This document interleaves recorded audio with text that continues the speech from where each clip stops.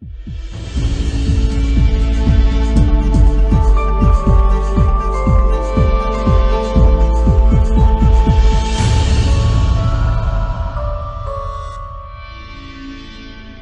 nós vamos dar início a uma grande sessão na carta de Paulo aos Coríntios, em que ele vai tratar sobre os dons espirituais. Você lembra que desde o capítulo 11, Paulo está tratando de questões referentes ao culto, e ele já tratou sobre a questão do véu, que nós já vimos. Na semana passada ele tratou sobre a questão da ceia do Senhor, e hoje Paulo vai falar sobre os dons espirituais, principalmente no capítulo 12 e no capítulo 14, o penúltimo da carta. Isso quer dizer que nós já estamos chegando ao final dessa série de exposições, na primeira carta de Paulo aos Coríntios. E esse tema que nós vamos tratar hoje, infelizmente é um tema que já trouxe muita divisão às igrejas. O tema sobre os dons espirituais já trouxe muitos problemas, muitas divisões, principalmente por causa do avivamento da Rua Azusa, como ficou conhecido.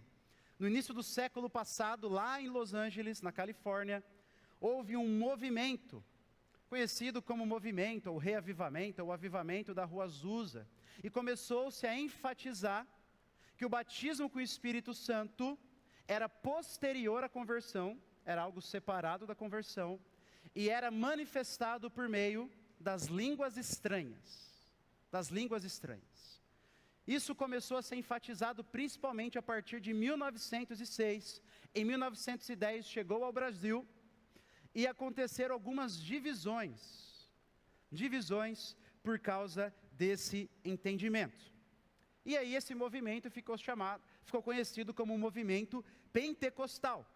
Mas nós não somos pentecostais, nós somos batistas, ou nessa questão dos dons, somos tradicionais. E então eu quero dizer que o meu objetivo é basicamente explicar o texto, tá bom? Eu não vou ficar aqui falando das diferenças nossas para os pentecostais. Nós respeitamos muito os pentecostais, são nossos irmãos em Cristo.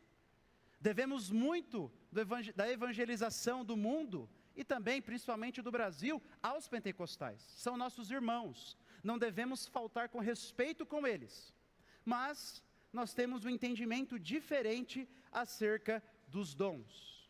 Nós temos um entendimento diferente, e eu espero mostrar, em 1 Coríntios capítulo 12, também no capítulo 14, espero mostrar da onde nós tiramos o nosso entendimento acerca dos dons espirituais.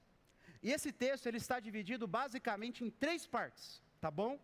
Do versículo 1 até o versículo 3, nós veremos o critério dos dons. Depois, do versículo 4 ao versículo 11, nós veremos a diversidade dos dons. E depois, do versículo 12 até o final do capítulo, nós veremos a importância de todos os dons. Tá bom? Então, o critério, a diversidade e a importância.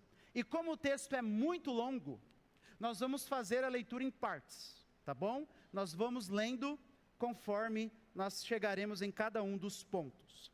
E o que é que estava acontecendo na igreja de Corinto? Isso é sempre importante saber. Você tem visto que antes das pregações, a gente fala, o que é que estava acontecendo? Porque Paulo, ele não senta lá no seu gabinete e escreve como se ele estivesse elucubrando ou pensando do nada. Coisas estavam acontecendo para que Paulo escrevesse isso. Então, o que é que estava acontecendo na igreja de Corinto, que fez Paulo escrever o capítulo 12, 13, que também faz parte dos dons, e o capítulo 14. Bom, os coríntios tinham uma fissura pelo dom de línguas. Para eles, o dom de línguas era o dom mais importante de todos. E além disso, eles estavam utilizando esses dons de maneira individualista.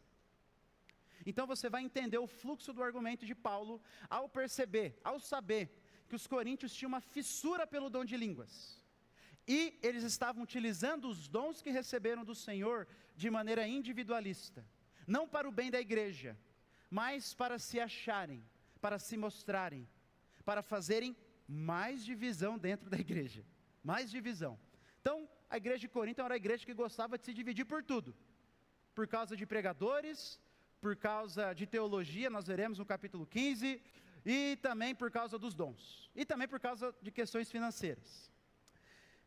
E a ideia central de Paulo, o argumento central do apóstolo Paulo aqui, se você está com o seu guia também, já preste atenção para anotar, é que o ponto dele é mostrar que o Espírito capacita cada crente de maneira especial para servir a igreja.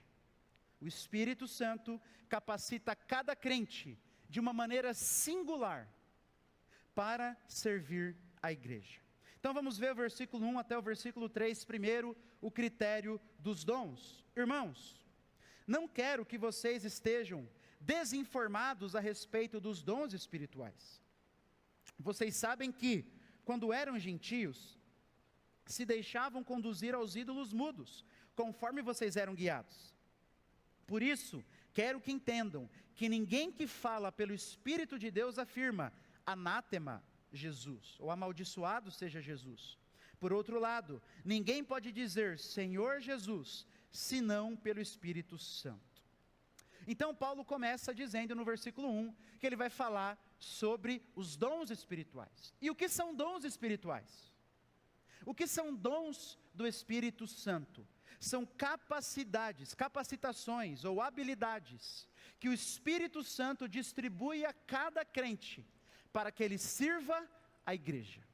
Isso é um dom espiritual, é uma capacitação especial que o Espírito, que Deus, por meio do Espírito, dá a cada um dos crentes, para que eles sirvam a igreja.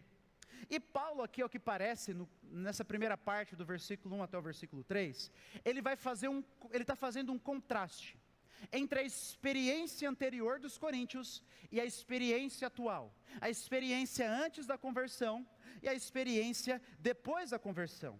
Isso fica um pouquinho mais claro no versículo 2. Vamos ver de novo, ele diz assim, vocês sabem que quando eram gentios, se deixavam conduzir aos ídolos mudos, conforme vocês eram guiados. É uma frase bem difícil de entender, bem difícil de traduzir, saber o seu significado na língua grega, mas ao que parece Paulo estava dizendo o seguinte: era muito comum nos templos pagãos, na época dos coríntios, também haverem manifestações sobrenaturais, lá nos templos pagãos. Existiam alguns cultos naquela época, não culto de igreja, tá? Cultos de seitas, de outras religiões, em que os sacerdotes ou as pessoas ficavam possuídas e tinham experiências em êxtase. Bom, nós conhecemos várias outras religiões que têm manifestações desse tipo. E não era diferente na época dos coríntios. Também existiam esses tipos de religiões naquela época. Então, o que Paulo está querendo dizer, o que parece, é mais ou menos assim, olha, não é a manifestação em si que diz se é algo de Deus ou não. Experiências sobrenaturais por si só, não quer dizer que Deus está ali. Mas o que é? O Espírito Santo que exalta a Jesus.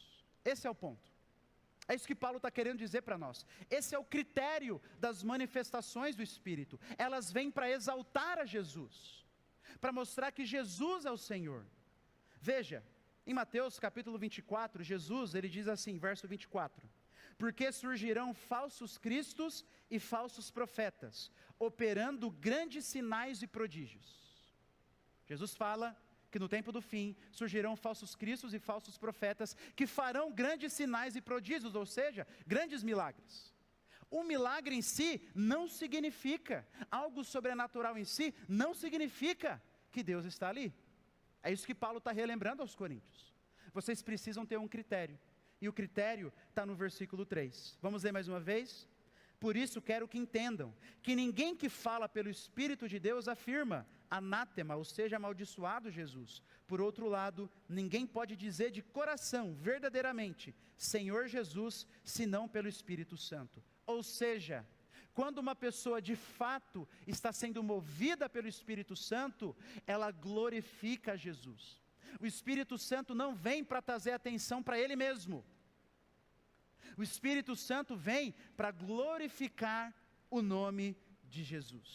Por isso, o trabalho do Espírito é exaltar a Jesus, é fazer com que Jesus seja honrado e glorificado. E é somente por meio do Espírito que uma pessoa pode verdadeiramente de coração dizer que Jesus é o Senhor, que Jesus é o Rei, que Jesus é Deus, que Jesus é o supremo Senhor do universo. Então, o critério que Paulo dá é esse: as manifestações do Espírito só são verdadeiras para aqueles que de fato seguem a Jesus e honram a Jesus. As manifestações verdadeiras do Espírito vêm para exaltar a Jesus, não para chamar atenção para si mesmo, mas para exaltar a Cristo. E agora, do versículo 4 em diante, Paulo ele vai falar sobre a diversidade dos dons. Vamos fazer a leitura? Ora, os dons são diversos, versículo 4, mas o Espírito é o mesmo. E também a diversidade nos serviços, mas o Senhor é o mesmo. E a diversidade nas realizações, mas o mesmo Deus é quem opera tudo em todos.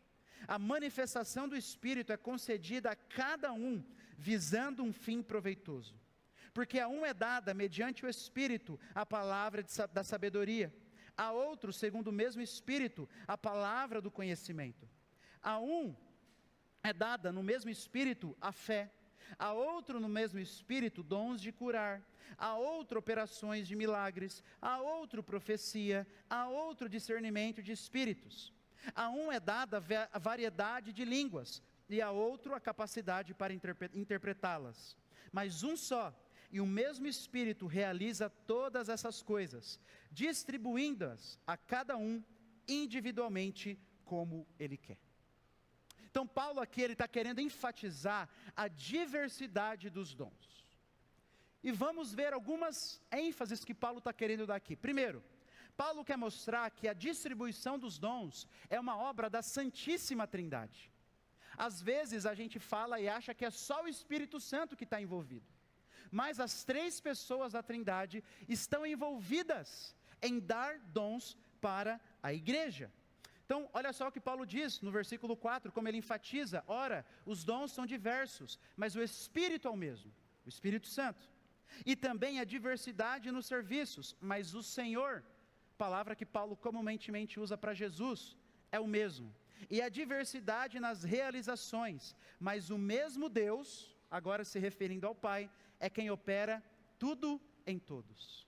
Então as três pessoas da Trindade estão envolvidas em capacitar os crentes com dons espirituais para servirem a igreja. Essa é a primeira ênfase de Paulo aqui. E a segunda ênfase dele é que esses dons devem ser exercidos para o bem da igreja. Olha o versículo 7. A manifestação do Espírito é concedida a cada um visando um fim proveitoso. Visando um fim proveitoso. Talvez a sua tradução, NVI, ou outras mais recentes, já colocam para o bem comum. É isso que Paulo tem em mente aqui. É um fim proveitoso para os outros. O dom não é algo para você ficar edificando a si mesmo. Não é algo que para você fechar a porta do seu quarto lá e ficar utilizando sozinho. Dons são dados para um fim proveitoso, para a edificação da igreja, do corpo de Cristo. E como eu defini então, um dom é a capacitação espiritual para que possamos servir a igreja. Ou seja, o Espírito Santo nos capacita para servirmos a igreja. Isso tem que ficar bem claro, irmãos. É um fim proveitoso, um bem comum. E ao que parece, é interessante que Paulo ele dá uma lista dos dons, mas essa lista ela não é exaustiva. Paulo ele dá, no Novo Testamento nós temos algumas listas de dons, e nenhuma delas é igual. Nenhuma delas é igual a outra. São dons diferentes. Às vezes repetem alguns, é claro, mas dependendo da ênfase do autor bíblico, ele muda, ele coloca outros dons, para mostrar que essas listas elas não são exaustivas. Elas são representativas. E essa capacidade do Espírito em nos dar dons, habilidades, nós podemos ver pela experiência ou pela própria Escritura, que podem ser, às vezes, santificação de talentos naturais que nós tínhamos, ou não. Então, por exemplo, o dom de ensino. Uma pessoa pode nunca ter tido a capacidade de ensinar, mas quando ela se converte, Deus dá esse dom a ela e ela agora tem essa capacidade. Ou, ao contrário, também é verdadeiro. Algumas pessoas já eram dadas ao ensino. E o que acontece na conversão? Deus santifica esse talento da pessoa para que ela sirva a igreja, para que ela sirva o povo de Deus. Eu antes da minha conversão, antes do pastorado, antes de ensinar na igreja, eu já era dado ao ensino. Dava aula de violão, dava aula em cursinho, adorava isso. E na minha conversão, depois de um tempo, o Senhor foi trabalhando para que eu usasse para o bem da igreja. Então o Espírito Santo, Ele capacita os crentes para servirem a igreja, para edificarem aos outros. E há uma terceira ênfase de Paulo aqui, que a manifestação do Espírito é concedida a cada um. Olha o versículo 7 de novo. A manifestação do Espírito é concedida a cada um. Olha o versículo 11. Mas um só e o mesmo Espírito realiza todas essas coisas, distribuindo-as a cada um. Sabe o que isso significa? Todo crente recebe pelo menos um dom espiritual para servir a igreja. Todo o povo de Deus recebe capacitações do Espírito Santo para servir a igreja, para servir o povo do Senhor. A gente pode às vezes não saber que dom ou quais dons nós temos, pode ser mais de um, mas nós temos. E então, Paulo, agora, ele vai dar uma lista de dons espirituais. Como eu disse, uma lista representativa. Tem outros dons, muitos outros dons. Mas ele cita vários aqui, irmãos. E alguns desses dons, nós não temos tanta informação. Então foi mais difícil encontrar uma definição, como palavra de conhecimento, palavra de sabedoria. Outros dons, como o dom de línguas, dons de profecia, Paulo vai tratar de maneira mais exaustiva ainda no capítulo 14, tá?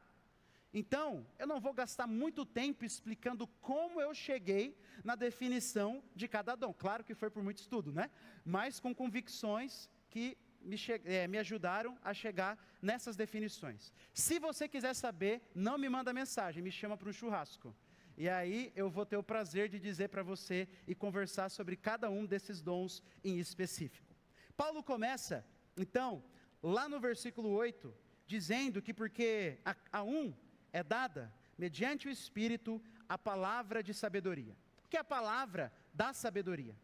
Provavelmente é a capacidade que uma pessoa tem espiritual de dar palavras de sabedoria, de dar palavras sábias, mas não é sábias no sentido geral. Veja, é um dom espiritual. Então sabe aquela pessoa que quando você vai conversar com ela, ela tem uma palavra de sabedoria sobre como você pode aplicar a palavra de Deus para aquela situação específica da sua vida? Você vai conversar com alguém e aquela pessoa ela consegue trazer um princípio da palavra de Deus para aquele seu momento. Ela consegue te dar uma orientação para questões espirituais, sobre como você pode aplicar a palavra de Deus para aquele momento específico da sua vida.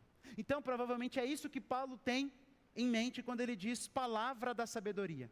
É alguém que fala e que ajuda os outros a tomarem caminhos e decisões sábias. E alguns de nós são capacitados especialmente pelo Espírito Santo para isso. Geralmente os conselheiros têm esse dom. Uma pessoa que é um conselheiro ou uma conselheira dentro da igreja. Ou se não tem, a gente tem que orar para ter. Porque a gente está ajudando as pessoas a tomarem decisões sábias. Queremos ajudar as pessoas, os irmãos da igreja, a tomarem decisões sábias, a como aplicar a palavra de Deus para aquela situação específica da vida dela. Depois, o outro dom que Paulo diz, ele continua e fala sobre a palavra do conhecimento. E aqui é o que parece, é aquela capacidade que você tem de adquirir um conhecimento das Escrituras e dar aos outros. Veja, o dom espiritual é para o bem de quem? De quem? Da igreja. Então não é só aquele gosto de estudar. é aquele dom de você conseguir extrair verdades das Escrituras e aplicar na vida das outras pessoas, e transmitir conhecimento a outras pessoas. Então pensa, às vezes a gente conversa com irmãos que manifestam um conhecimento maravilhoso da Escritura, e eles conseguem explicar para nós, explicar para vocês aquelas verdades bíblicas, enquanto outros de nós têm muito mais dificuldades.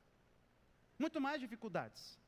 Você pergunta o que é o dom de línguas para a pessoa, ela sabe, ela tem uma convicção, mas às vezes ela não consegue explicar bem. Mas tem outras que têm um conhecimento vasto e conseguem transmitir isso. Então isso é o que parece é o dom da palavra de conhecimento. De conhecer as Escrituras profundamente e transmitir isso. E alguns estudiosos dizem que esses dois dons, eles caminham lado a lado. Porque a sabedoria leva ao conhecimento, certo? E vice-versa. Então alguns até dizem que a gente pode pensar nos dois dons juntos.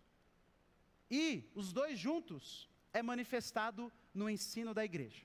Mas não temos certeza. A palavra da sabedoria é separado da palavra do conhecimento. E aí Paulo continua.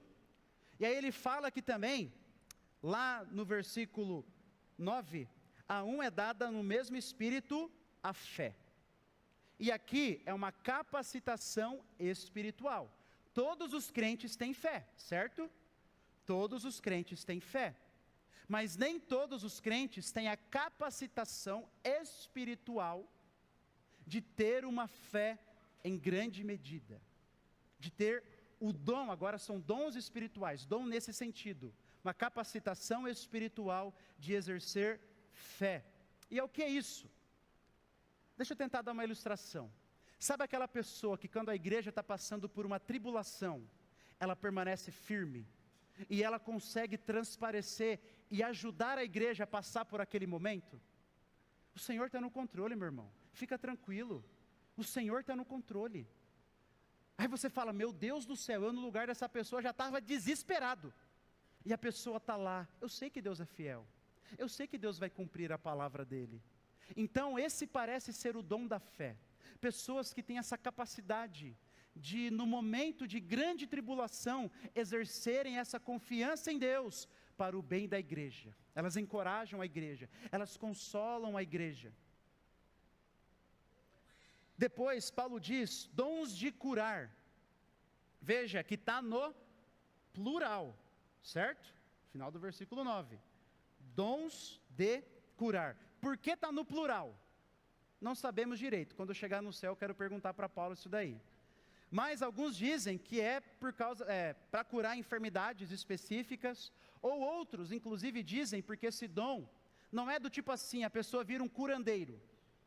Ela pode manifestar em períodos específicos. São vários dons. Cada vez que ela ora e uma pessoa é curada, ali manifestou o dom de curar. Depois, na segunda, na terceira, na quarta, na quinta, não manifesta. Aí na sétima, vem de novo.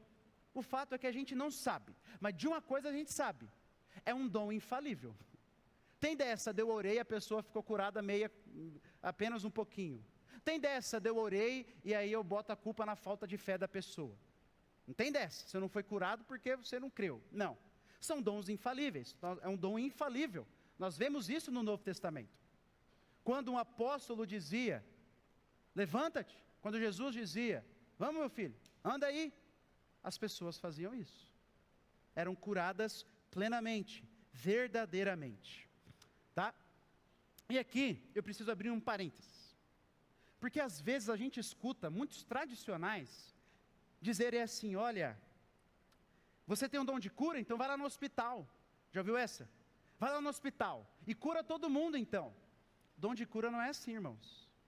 Você vê o apóstolo Paulo em Atos, ele faz várias curas, mas ele não cura Timóteo. Lembra que Timóteo tinha um problema no estômago? E Paulo manda ele beber um pouquinho de vinho com água, para ajudá-lo? Paulo não cura nem a si mesmo. Em Gálatas 4 ele diz que pregou entre os Gálatas com uma enfermidade física. Então o dom de cura não é para você usar do jeito que você quer, dentro das Escrituras. Você usa com uma função e uma intenção específica. E eu já vou dar uma palavra específica sobre o dom de cura, tá? Mas Paulo continua.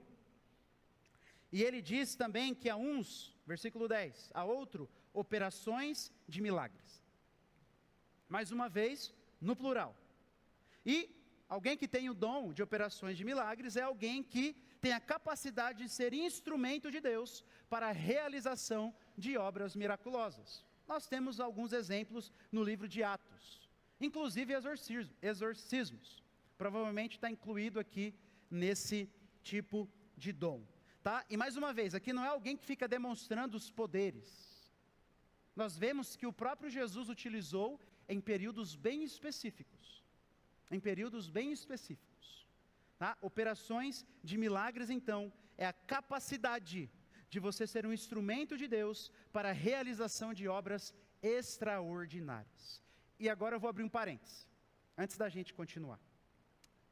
Porque quando nós olhamos, principalmente para a igreja em Atos e para textos como esse, a gente vê uma diferença na prática da igreja primitiva e na prática da igreja atual. E nós cremos, e parece, quando nós olhamos, que esses dons estavam associados especialmente ao período dos apóstolos e de Cristo. E agora eu vou pedir para você andar comigo um pouquinho pelas Escrituras, tá bom? Porque eu sei que quando a gente lida com uma lista como essa, a gente se pergunta assim, ora, mas por que a gente não vê a manifestação de operações de milagres? Alguém com esse dom, ou alguém com um dom de cura. Por quê? Então eu vou tentar responder, tá bom? Vai lá comigo em Atos capítulo 2. A gente vai passar por alguns textos bíblicos, porque eu sei que essas dúvidas vêm e a gente precisa respondê-las.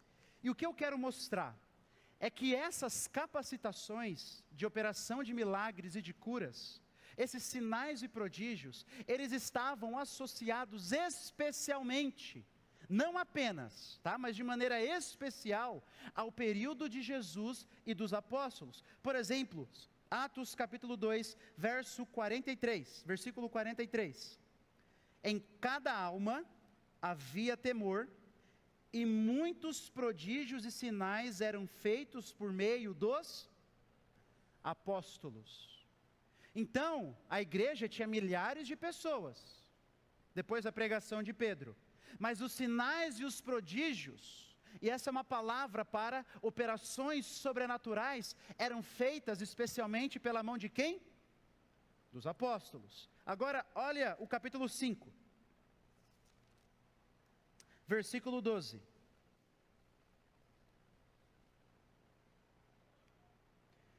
Muitos sinais e prodígios, uma palavra para essas obras miraculosas, incluindo curas, eram feitos entre o povo pelas mãos dos apóstolos.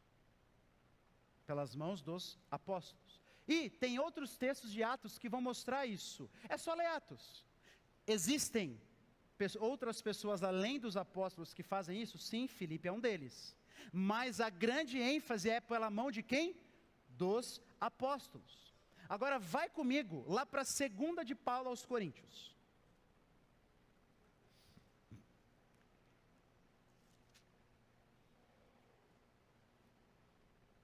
Segunda de Paulo aos Coríntios, capítulo 12.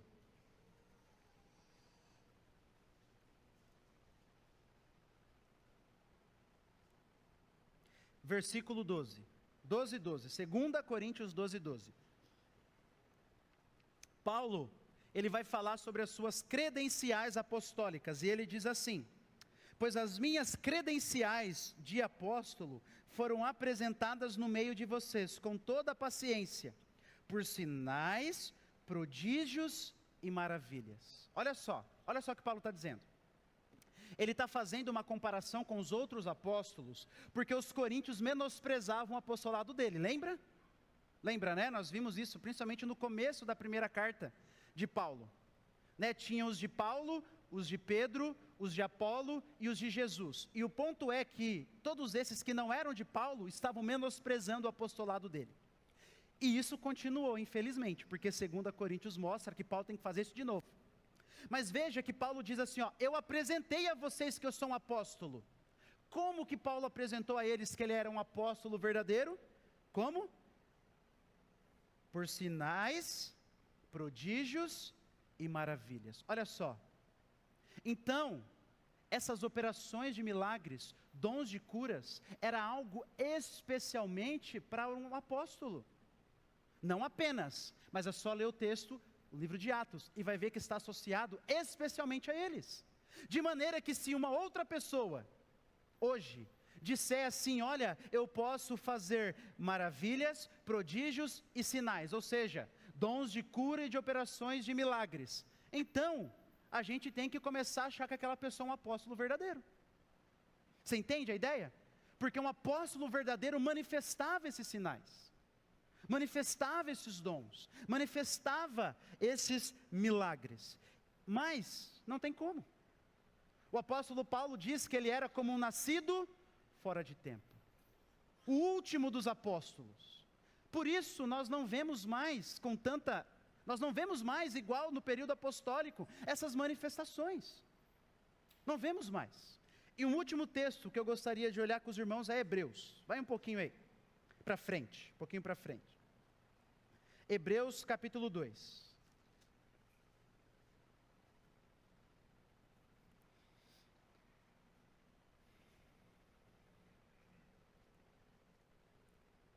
Hebreus 2, 3.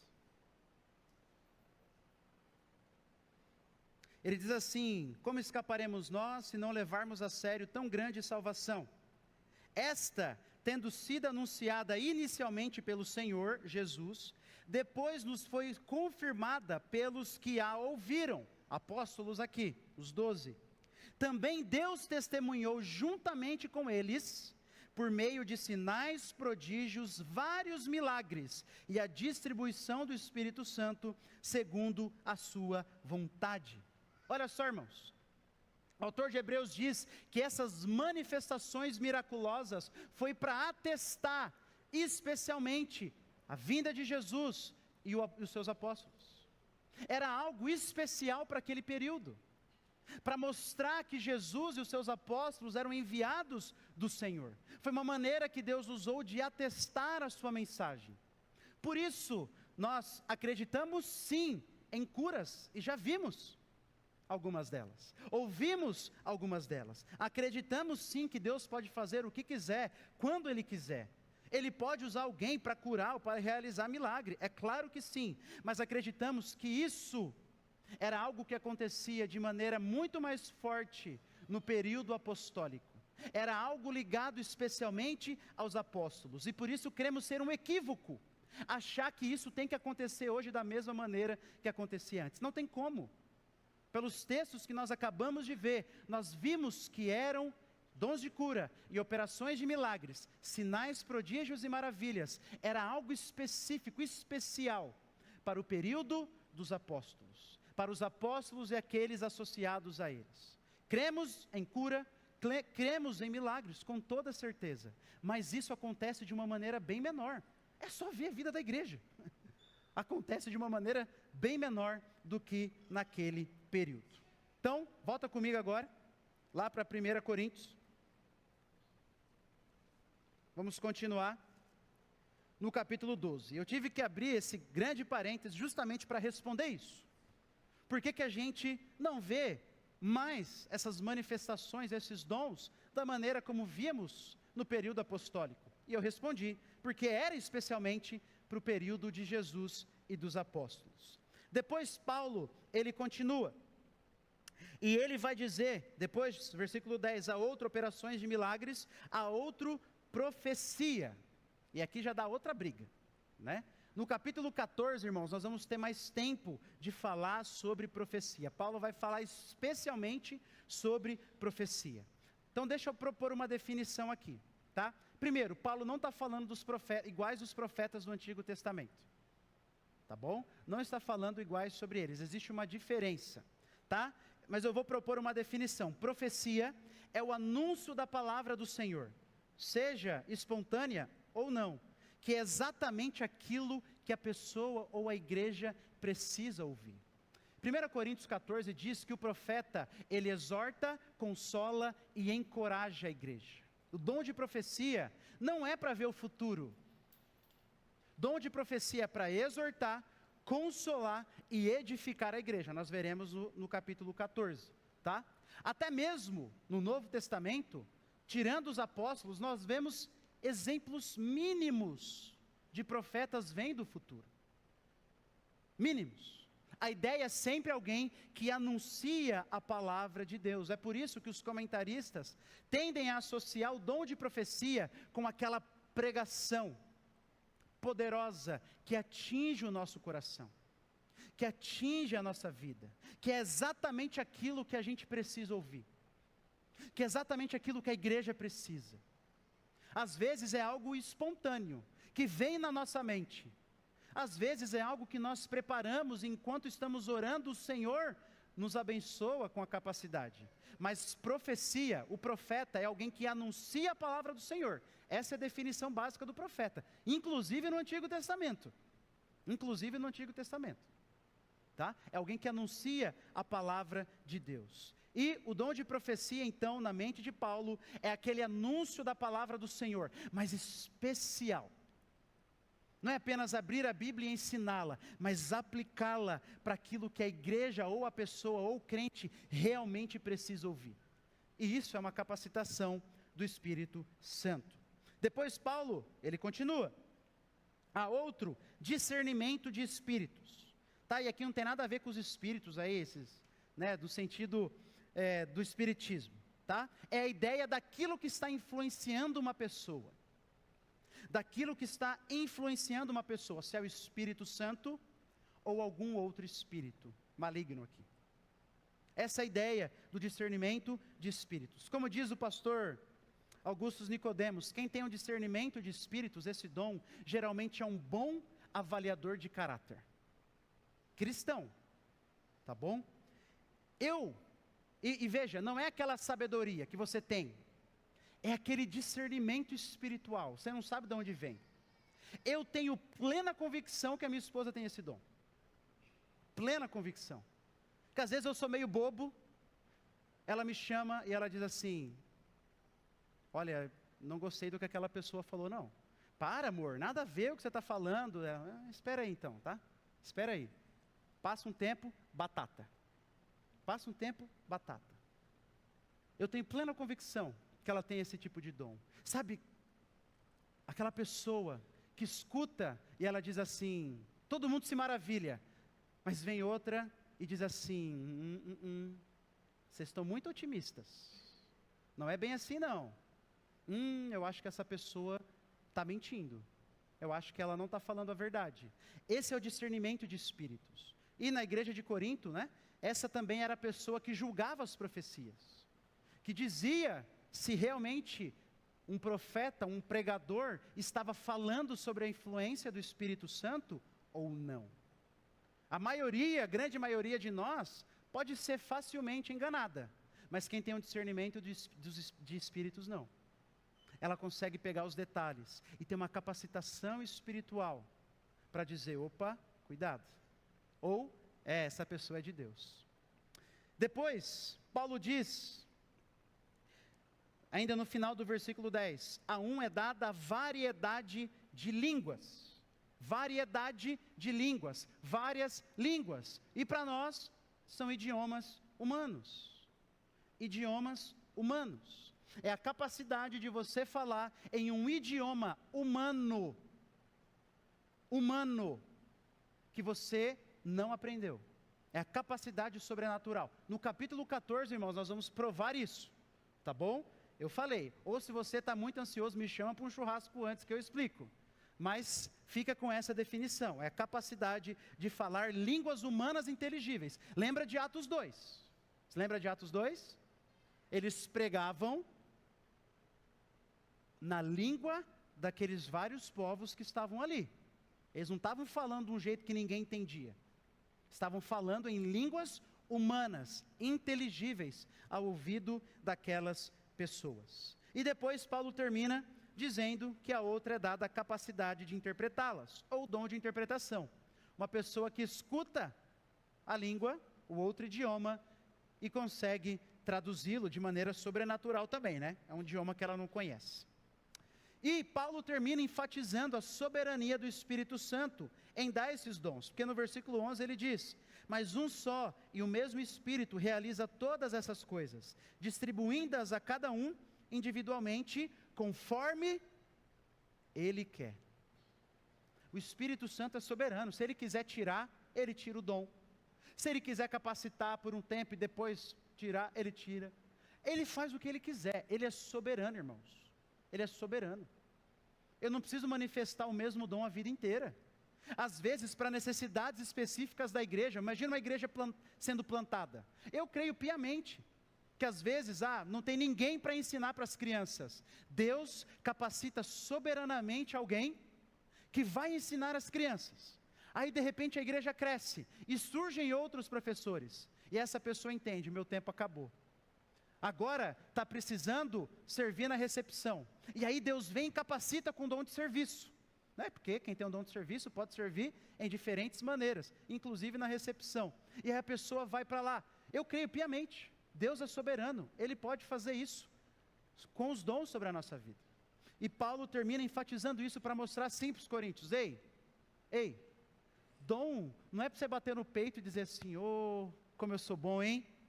Olha o dom que Deus me deu. Os coríntios estavam fazendo isso com o dom de línguas. Estavam dizendo: eu tenho o dom de línguas e você não. Que legal.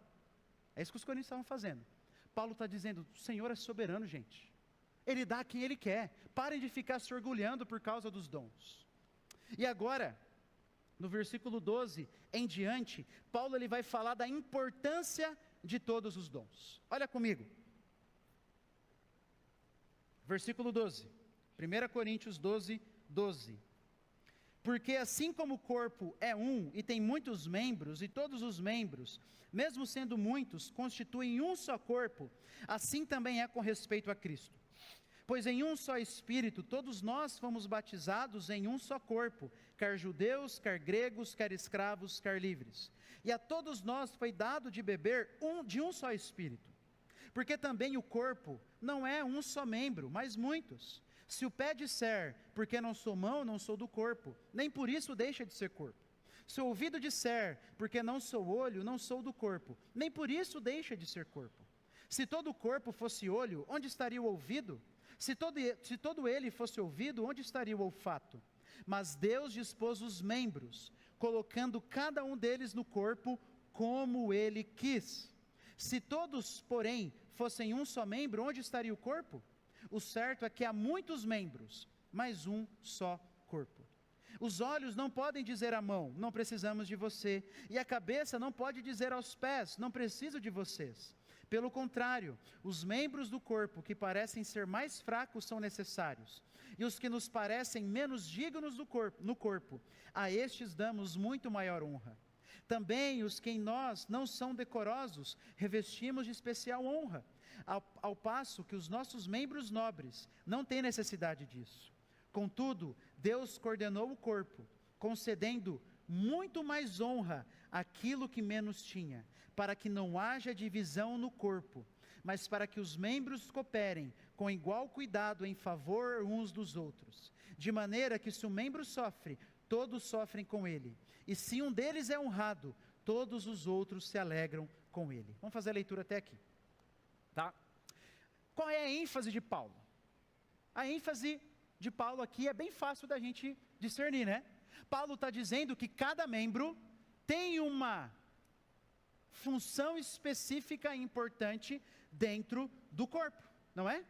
É isso que Paulo está dizendo. E veja a ênfase dele, gente. Ele diz assim no versículo 13: pois em um só Espírito todos nós fomos batizados em um só corpo, quer judeus, quer gregos, quer escravos, quer livres. Ou seja, todos os crentes são batizados com o Espírito Santo. Está aqui? Está aqui? Não existe alguém que não é crente e não foi batizado com o Espírito Santo. Todo crente é batizado com o Espírito Santo, e assim recebe dons para o benefício da igreja. E do versículo 14 até o versículo 20, Paulo ele fala para aqueles coríntios que estavam se sentindo inferiores. Eles não tinham dom de línguas, provavelmente, aí eles se sentiam menos. Paulo diz, por exemplo, lá no versículo 15, se o pé disser, porque não sou mão, não sou do corpo, nem por isso deixa de ser do corpo. Veja, o pé queria ser mão, Paulo está dizendo. E aí ele se menospreza, mas eu não sou mão. Paulo diz, nem por isso você deixa de ser do corpo, nem por isso você deixa de ter importância para a igreja. Nem por isso você deixa de ser importante para o povo de Cristo. E depois, a partir do versículo 21, Paulo ele começa a falar daqueles que se achavam super orgulhosos por terem os dons. Ele diz assim, como exemplo, verso 21, os olhos não podem dizer à mão, não precisamos de você. Se você tem o dom de línguas, pensa lá no período de Paulo, você não pode dizer por irmão que tem um dom de palavra de conhecimento e menosprezá-lo. Não, todos temos uma função especial no corpo de Cristo, não podemos nos sentir inferiores e nem nos sentir superestimados, porque quem dá os dons é quem? O Espírito Santo de maneira soberana, é Ele que faz. Quando a gente entende isso, de verdade, a gente descansa, eu não preciso menosprezar ninguém, e eu não preciso me achar mais importante do que ninguém. Não preciso, quem fez isso é o Espírito Santo de Deus, e Paulo diz no versículo 25, que Deus fez isso para que não haja divisão no corpo, mas para que os membros cooperem com igual cuidado em favor uns dos outros, de maneira que se um membro sofre, todos sofrem com ele, e se um deles é honrado, todos os outros se alegram. Deus fez isso para que a gente caminhe junto, de maneira que se um de nós sofre, todos deveriam sofrer. Se um de nós se alegra, todos deveriam se alegrar. Nós somos um só corpo. Se alguém pisa no meu dedão, todo o meu corpo sente dor. Todo o meu corpo sente uma coisa ruim. Se alguém me dá um soco na cabeça, todo o meu corpo sofre. Todo o meu corpo. E se eu faço uma cirurgia no ombro para melhorar o meu ombro, todo o meu corpo é beneficiado com isso. Essa é a imagem que Paulo está dizendo. Todos nós somos membros específicos, com funções específicas. Não tem ninguém que é desnecessário na igreja. Por isso, abrindo parênteses, hoje de manhã nós vimos sobre a disciplina. Por isso a disciplina é tão dolorosa. Não é algo assim que a gente faz sorrindo. Porque nós somos um corpo. Somos um corpo. E agora, Paulo ele vai relembrar mais uma vez, que Deus deu vários dons para a igreja. Mas agora, ele vai dizer que existem alguns dons que são mais centrais. Veja bem, existem alguns dons que são mais centrais para a edificação da igreja. Ele diz a partir do versículo 27 assim, ora, vocês são o corpo de Cristo, e individualmente membros desse corpo. A uns Deus estabeleceu na igreja, primeiramente apóstolos, e em segundo lugar profetas, e em terceiro lugar mestres, depois operadores de milagres, depois os que têm dons de curar, ou de ajudar, ou de administrar, ou de falar em variedade de línguas. Será que são todos apóstolos? Será que são todos profetas? Será que são todos mestres? São todos operadores de milagres? Todos têm dons de curar? Todos falam em línguas? Todos têm o dom de interpretar essas línguas? Entretanto, procurem com zelo os melhores dons. Então aqui, ao que parece, Paulo está fazendo uma lista em ordem de necessidade ou potencial edificação para a igreja. E igreja, detalhe, que ele diz no versículo 27, olha ali, vocês são o corpo de Cristo. Às vezes a gente fala do corpo de Cristo como se fosse apenas a soma de todos os membros da igreja universal. Mas a igreja local também pode ser chamada de corpo de Cristo. Cada igreja local é uma manifestação desse corpo. E cada membro individual, então, é uma pessoa capacitada especialmente para esse corpo. Mas Paulo vai dizer que existem alguns dons que são mais vitais para a igreja. Pense no corpo. Eu posso viver sem um pé, mas eu não posso viver sem os meus pulmões. Eu posso viver sem uma mão, vai ser muito ruim, mas eu não posso viver sem um cérebro.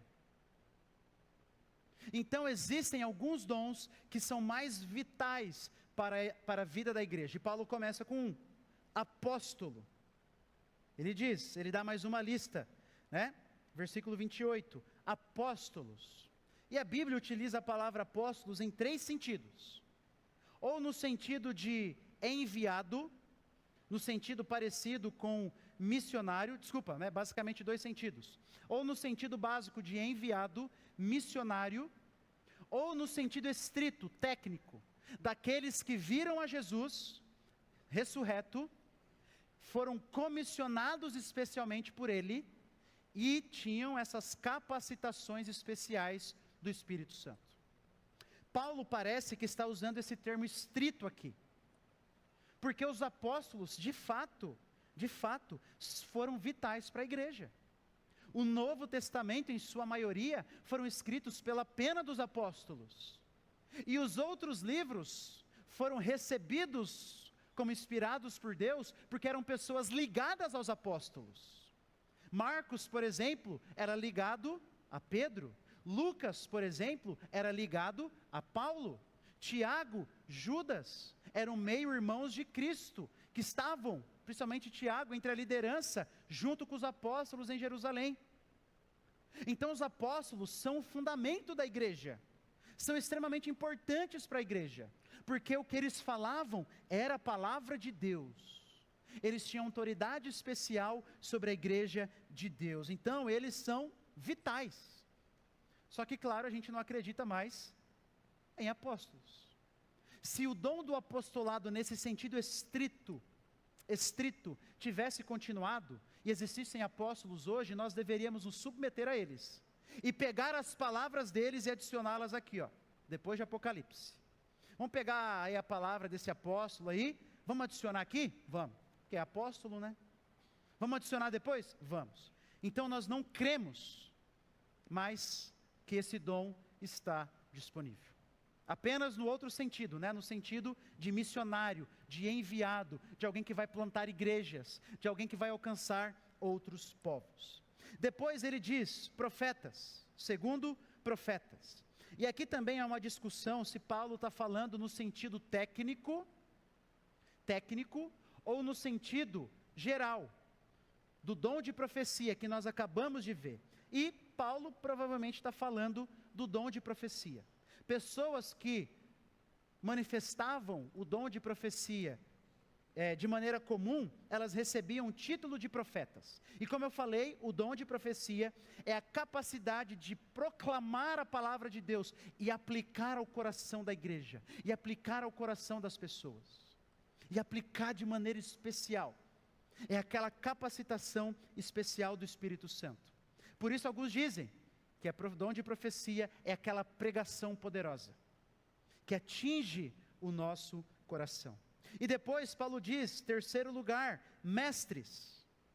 O mestre é aquele que tem o dom de ensinar a igreja, de maneira clara e direta, sobre aquilo que eles precisam crer e fazer.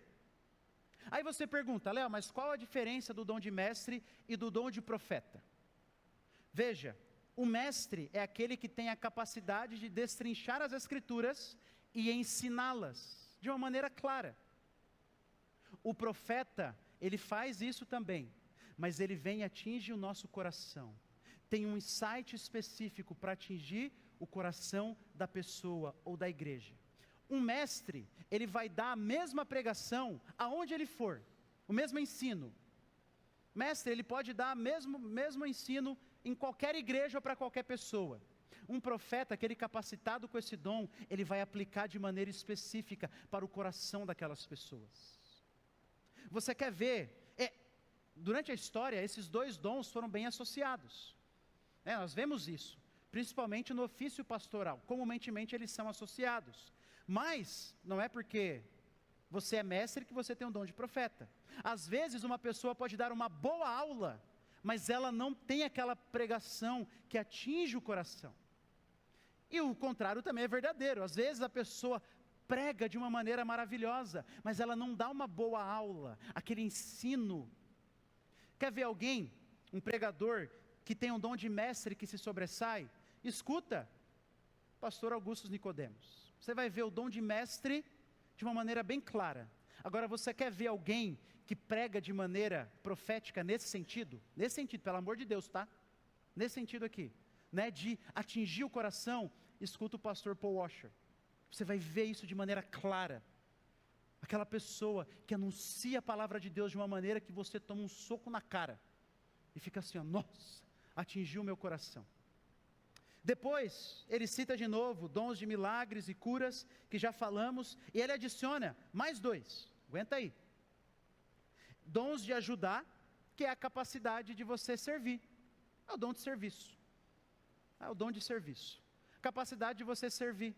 Deus te capacita a você servir na recepção, servir na mídia, servir no som, servir, sei lá, onde for. Alguns de nós gostam de servir mais os vulneráveis, visitando.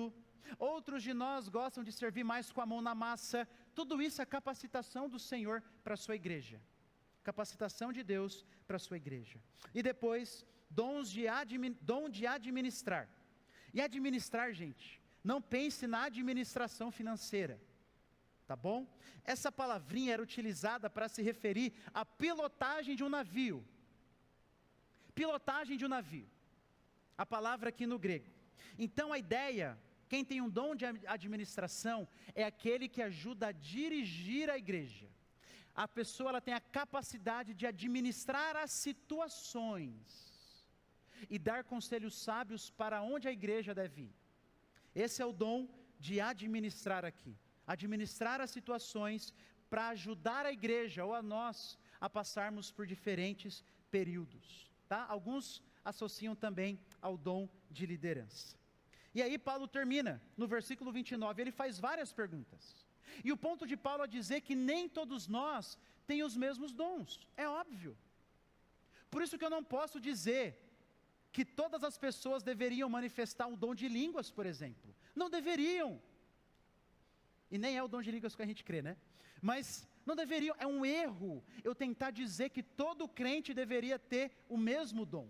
Não. Paulo vai mostrar aqui que nem todos eles tinham os mesmos dons. E aí ele encerra no versículo 31. Entretanto, procurem com zelo os melhores dons. Deixa eu mostrar um detalhe para vocês. Depois que ele mostrou ali o dom de ajuda, dom de administração, olha só no final do versículo 28, o que é que ele coloca por último? O dom de línguas. Paulo não é bobo, irmão. Sabe o que ele está querendo mostrar para os coríntios? Sabe esse dom aí, que vocês valorizam acima de tudo? Então, ele deveria estar lá no último lugar. Ele deveria estar lá no último lugar. Quando ele diz, procurem com zelo os melhores dons, ele está dizendo assim, ó, parem de querer ficar falando em línguas. Parem, sem interpretação, nós veremos no capítulo 14. Procurem os dons que edificam mais a igreja. É isso que Paulo está dizendo. Procurem os dons que edificam mais a igreja. Se você fala em línguas, lá no capítulo 14 ele diz, e ninguém interpreta, a igreja não é edificada. Então esse dom aí que vocês estão dando a maior importância, ó, na minha lista aqui agora que eu fiz, ele está em último lugar. É isso que o apóstolo Paulo está falando. Então, irmãos, nós vimos o critério dos dons, que é exaltar a Jesus. Nós vimos depois a diversidade dos dons, vimos vários dons, e cada crente recebe um dom para o benefício da igreja. E depois vimos que cada membro dessa igreja tem uma função específica e é importante para a igreja. E eu gostaria de fazer duas breves aplicações para nós, tá? Primeiro, discirna os seus dons. Talvez você tenha aí ficado pensando assim, olha, como que eu sei qual é o meu dom? Como que eu sei qual é o meu dom? Veja, existem algumas maneiras que talvez você possa usar na sua vida, para você discernir, e mesmo se você saiba, às vezes é bom a gente dar uma reavaliada no nosso coração, vai que o Senhor está nos chamando para fazer outra coisa. Quer um exemplo? Pastor Flávio, estava aqui pastoreando a igreja, mas ele entendeu que o Senhor estava o chamando para o ministério missionário. Às vezes na nossa vida Deus faz isso também, a gente está ali no ministério, mas a gente ora e Deus começa a nos direcionar para outros. Então, discirna os seus dons, reflita sobre os seus dons. Algumas maneiras: primeiro, faça um autoexame. Você pode se perguntar assim: olha, o que eu gosto? Que tipo de ministério me atrai? O que eu gosto? É uma pergunta que às vezes a gente tem que fazer. Não que a gente vai fazer o que a gente gosta, mas é uma pergunta que a gente possa fazer. Quais necessidades chamam mais a minha atenção? Tem irmãos que me procuram e eles têm um coração voltado para os vulneráveis. É nítido que o Senhor está dando a eles o dom de ajuda, o dom de serviço, não sei se eles sabem disso, especificamente para cuidar dos mais vulneráveis.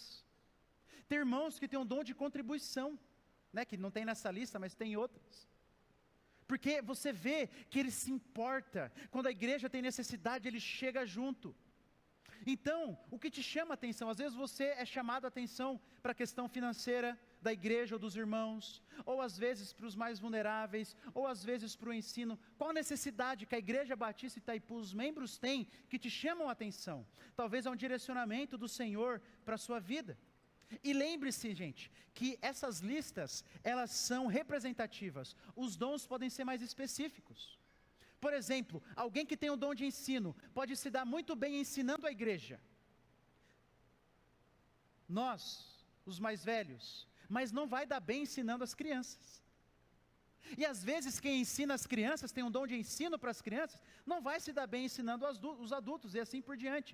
Os dons podem ser mais específicos, se manifestam de maneira específica. Como eu falei, você pode ter o dom de ajuda, e aí servir visitando, ajudando os irmãos, servindo de maneira prática, no ministério de comunhão, ou na recepção, ou na mídia. São questões espirituais também, que o Senhor nos capacita para servir a igreja. Então, que necessidade tem chamado a sua atenção? E aí você faz uma outra pergunta.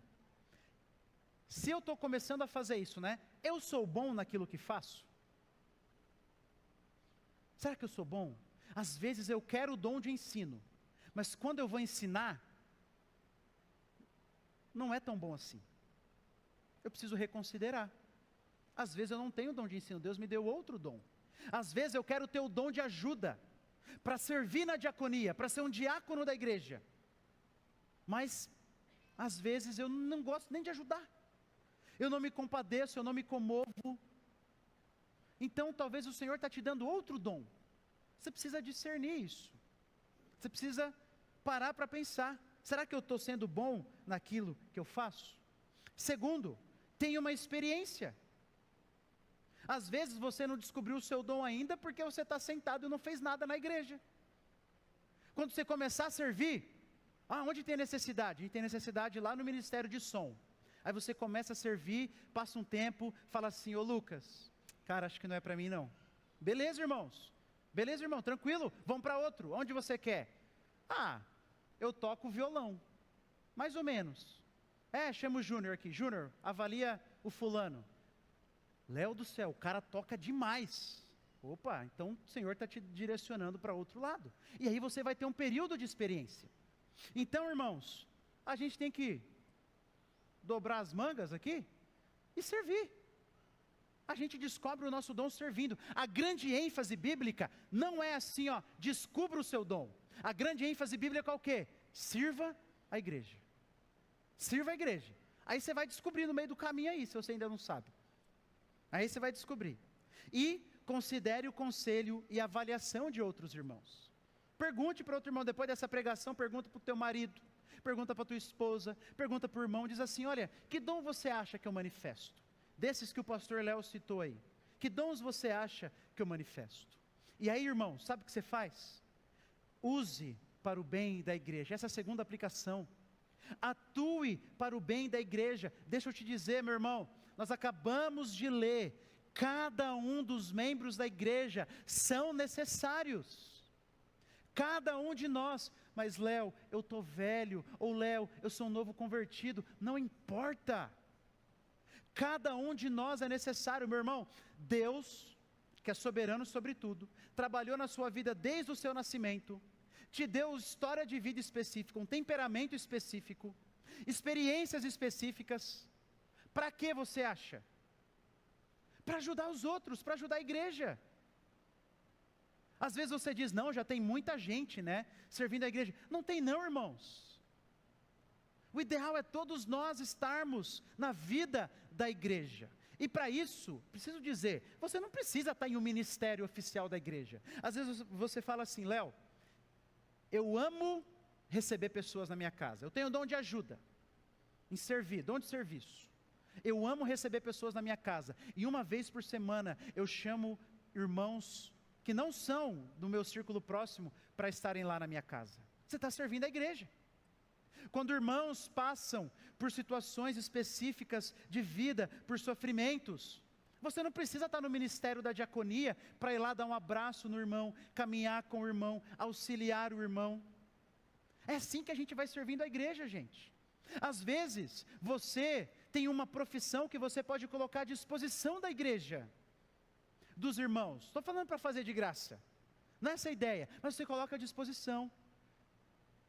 Eu não preciso estar no ministério da diaconia para trocar o chuveiro da casa de uma irmã idosa da igreja que não consegue. Foi muito legal ver o testemunho dos nossos irmãos que foram para o Rio Grande do Sul, porque eles viram como a gente pode servir de maneira especialmente prática. E a experiência que Deus me deu, às vezes, de aprender sobre como remendar o fio, é muito importante na vida de outras pessoas. Meu irmão, Deus escolheu você, salvou você, deu experiências específicas na sua vida, te deu um temperamento específico para quê? Para você servir o povo dele, então sirva. Atue na igreja, atue. O corpo de Cristo, a Igreja Batista Itaipu, precisa de cada um dos seus 333 membros. Nenhum de nós é mais ou menos importante do que o outro. Não se sinta menosprezado. O Senhor te chama para servir a igreja, ainda que seja por debaixo dos panos, ainda que seja nos bastidores. É Deus que dá os dons, irmãos. A gente não pode ficar bravo com Deus. Mas veja, a igreja precisa de você, então sirva para o bem da igreja. Então, meu irmão, essas são as duas aplicações. Discir nos seus dons, e aí, atue para o bem da igreja. Cristo morreu pela unidade da igreja. Cristo morreu para servir a igreja, e Cristo ordenou que nós amássemos e servíssemos uns aos outros, e Ele não apenas ordenou, Ele deu o exemplo. Ele deu o exemplo. Ele lavou os pés dos seus discípulos, Ele usou os seus dons para o benefício dos outros, para o benefício da igreja, e eu e você somos chamados na força de Cristo a imitar o exemplo do nosso Salvador. A pergunta é, vamos ou não?